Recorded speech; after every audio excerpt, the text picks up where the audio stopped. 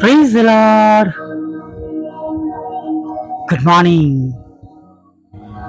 જીવતા ઈશ્વરની સ્તુતિ થાવ.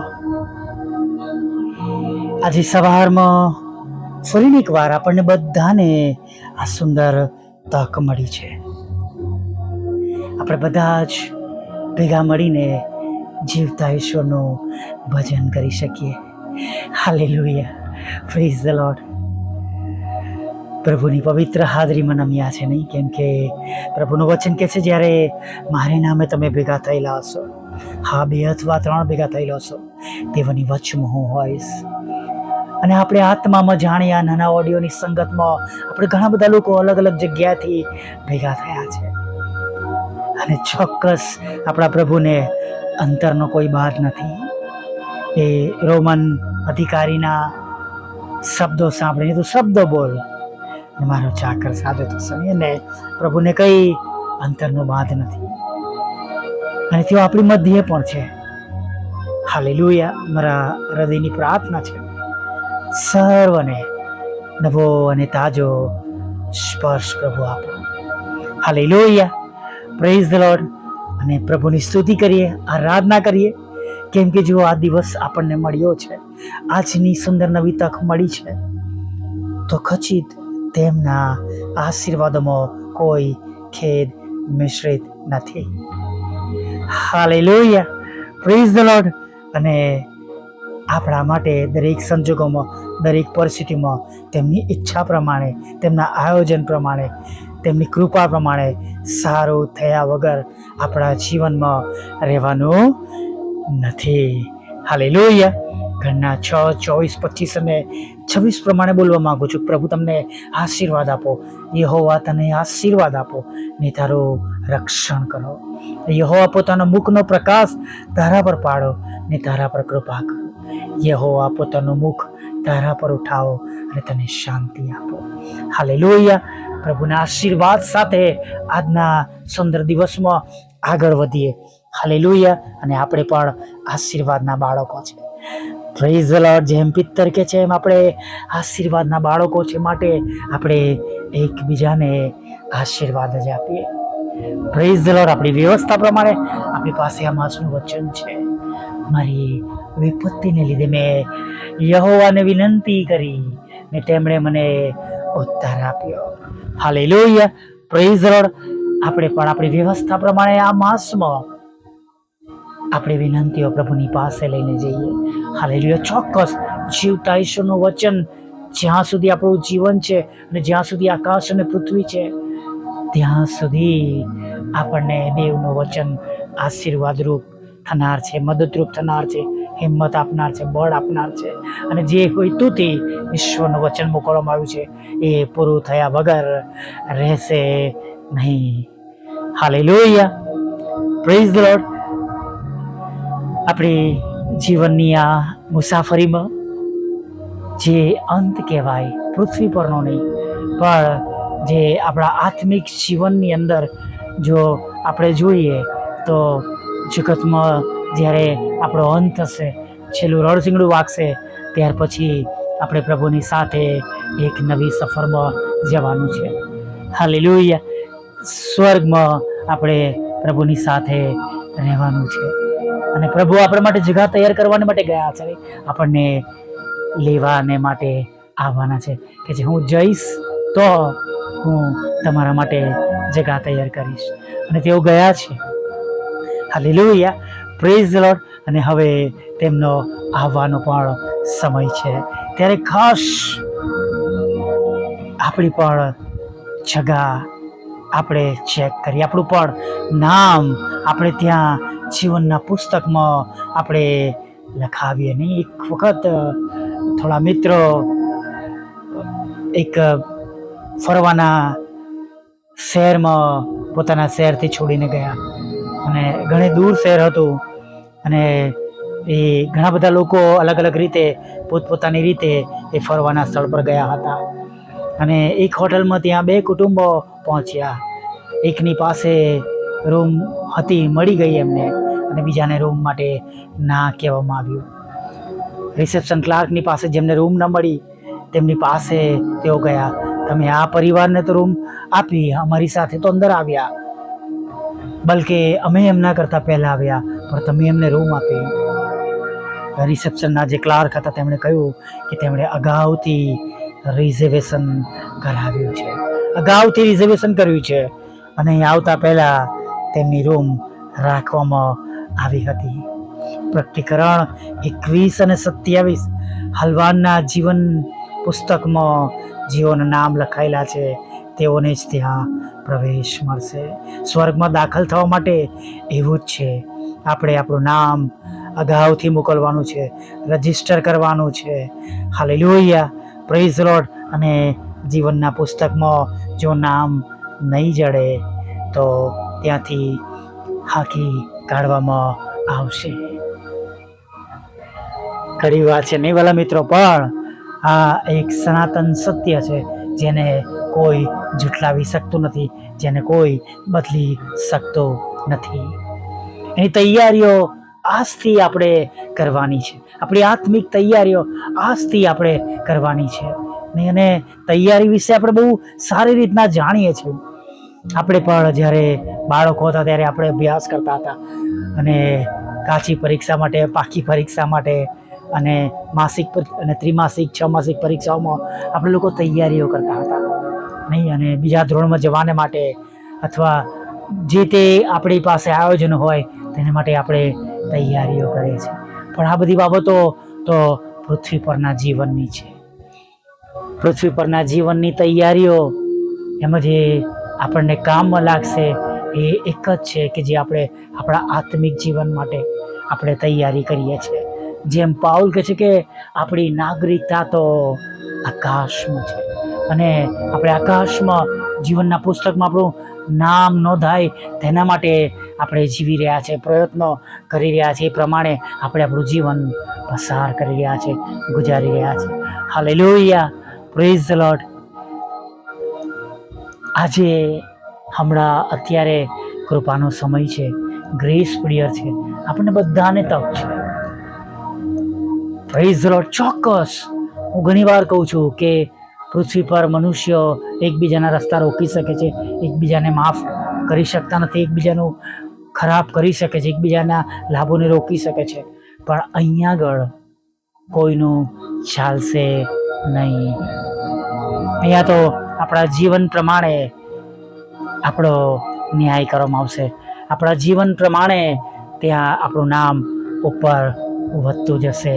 આપણા કાર્ય પ્રમાણે આપણું નામ ત્યાં નોંધવામાં આવશે. Praise the lord. આજે સમય છે, આપણે એના માટે શરૂઆત કરી શકીએ છીએ. આપણા જીવનોને બદલીને એવી સર્વ બાબતો આપણે આપણામાંથી દૂર કરીને. હાલેલુયા. કેમ કે અહીંયા આગળ બોલાયેલો એક નકામો શબ્દો પણ તેનો જવાબ આપણે જીવતા ઈશ્વરની સમક્ષ આપવો પડશે. એક એક દિવસનો આપણે જવાબ આપવો પડશે દરેકને. ચાહે કોઈ સામાન્ય માણસ છે અથવા કોઈ સામાન્ય પરિવાર છે અથવા સેવકના ઘરના લોકો છે અથવા સેવક પોતે છે, કોઈ પણ એક માટે પ્રભુની પાસે એક સરખો ન્યાય છે. Praise the lord. અને જો આપણે વચન જાણીએ છીએ અને નથી પાડ્યું તો વધારે જવાબદાર છે.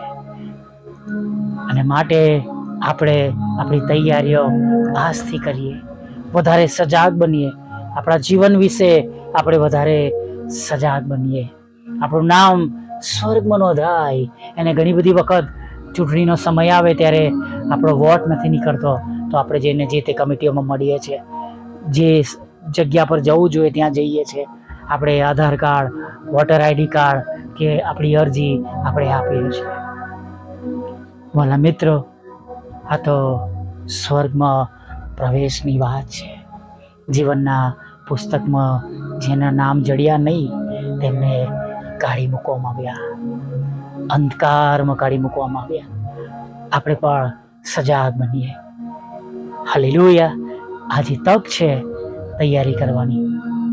આજે આપણે યુટર્ન લઈએ જગતના જીવનોમાંથી અને સર્વ બાબતો જે આપણા દરવાજા બંધ કરી શકે છે અથવા આપણું નામ નોંધાવવા માટે રૂકાવટરૂપ છે એને દૂર કરી દઈએ.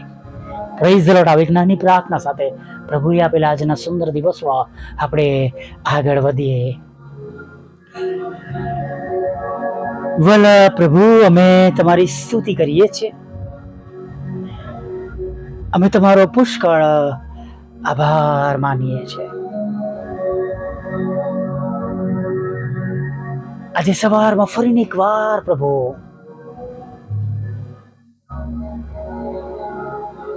તમે અમારા પર પુષ્કળ કૃપા કરી છે, પુષ્કળ રહેમ કરી છે, પુષ્કળ દયા કરી છે.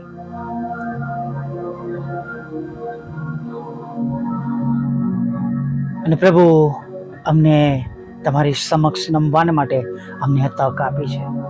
અમે બધા જ સાજા, ભલા, તંદુરસ્ત છે. તેના માટે પ્રભુ હું તમારી સ્તુતિ કરું છું. હા પ્રભુ, અમે તમારી સ્તુતિ કરીએ છીએ પ્રભુ. Thank you lord, thank you lord.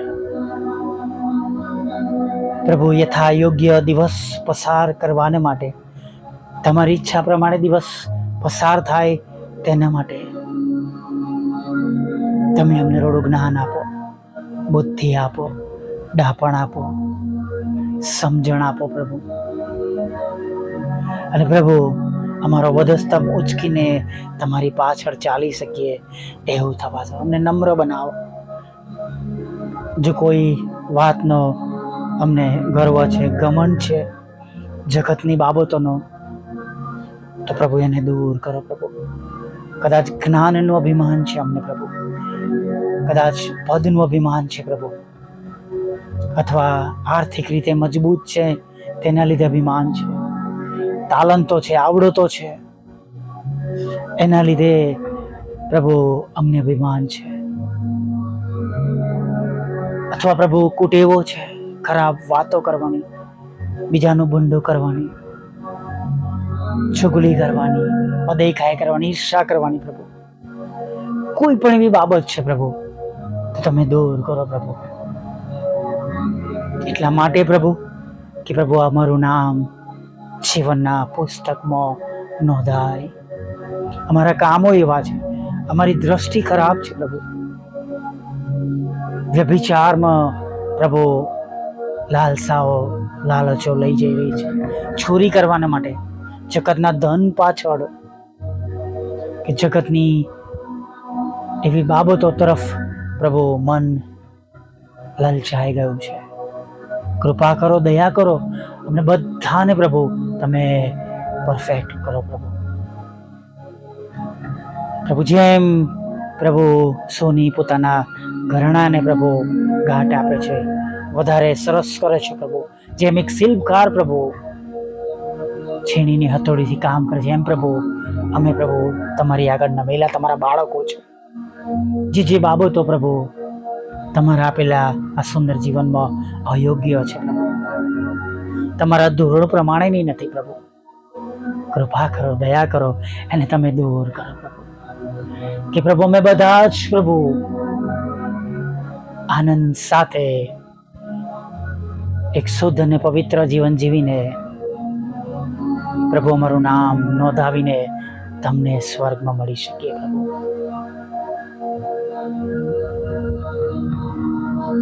સાથે પ્રભુ પ્રાર્થના કરીએ છીએ પ્રભુ, જે તમારા બાળકો પ્રભુ તમારી સમક્ષ પ્રભુ અત્યારે નમેલા છે પ્રભુ, ઘણી બધી તેઓની જરૂરિયાતો છે, અલગ અલગ રૂપમાં તેમને સહાય અને મદદની જરૂર છે.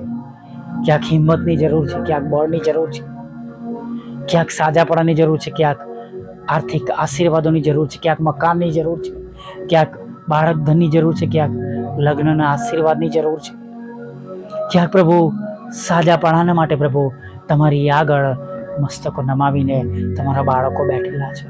જીવલેણ રોગ છે પ્રભુ, અમે પ્રાર્થના કરીએ છીએ પ્રભુ તમારા બાળકોને સહાય કરો, મદદ કરો પ્રભુ. જે રૂપમાં તેમને તમારી સહાય અને મદદની જરૂર છે પ્રભુ, તમે કૃપા કરો, દયા કરો પ્રભુ. સાજાપણું આપો પ્રભુ, સ્થિર કરો, બેઠા કરો પ્રભુ. પડતું મૂક્યું છે જેમણે, એમને નવું બળ આપો, નવું સામર્થ્ય આપો. સર્વ પ્રકારના દુઃખી લોકોની સાથે રહો પ્રભુ. આ વિધવા બહેનોની સાથે રહો, વિધુરોની સાથે રહો, અનાથોની સાથે રહો. જે ક્રમમાં મરણે પ્રવેશ કર્યો છે પ્રભુ, એવા લોકોની સાથે તમે રહો પ્રભુ. જે ખોટ પડી છે, ખોટ તમે પૂરી પાડો. કંઈક તેમની વિરુદ્ધમાં છે પ્રભુ, શૈતાન શત્રુની ચાલ છે પ્રભુ પિતા, કોર્ટ કેસ એફઆઈઆર તોહમતો છે પ્રભુ, તો એને ખાલી જ કરો. તમારા બાળકોને પ્રભુ જે આશીર્વાદોની જરૂર છે આપો. નાણાંનો આશીર્વાદ આપો, મકાનનો આશીર્વાદ આપો, લોનનો આશીર્વાદ આપો, બિઝનેસનો આશીર્વાદ આપો, બિઝનેસને આશીર્વાદિત કરો, જોબને આશીર્વાદિત કરો. અને જેમની પાસે જે વાના નથી ને જેની અગત્યતા છે એ સર્વ બાબતો આજે તમે પૂરી પાડજો. દિવસનો ખોરાક, વસ્ત્ર, અન્ન, પાણી આપજો. નાના મોટા પાપ ગુનાઓ માફ કરજો પ્રભુ. અને સંધ્યા સમય ફરીવાર તમારું ભજન કરવાનું તેડી લાવજો એવું માગતા આબા બાપ અમારી પ્રાર્થના પ્રભુ ઈસુના નામમાં સાંભળીને દેવ બાપ માન્ય કરજો. આમીન, આમીન, આમીન.